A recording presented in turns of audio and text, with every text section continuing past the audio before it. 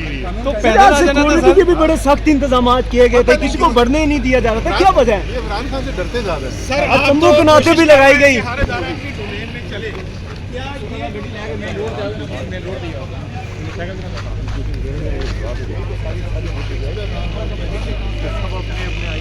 के अंदर रहेंगे।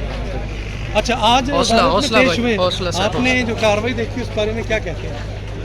कार्रवाई में उन्होंने क्या बातें की? उन्होंने बुनियादी तौर पे ये पैगाम दिया कि हम शफाफ तरीके से आइन और कानून के मुताबिक फैसले करेंगे, और जाहिर है किसी भी इंसाफ पसंद पार्टी की यही मुतालबा हो सकता है। लेकिन अदालत ने कहा है कि इमरान खान जैसे लीडर से पैगाम दिया है कि ये जवाब हो, क्या माफी मांगी जा सकती है?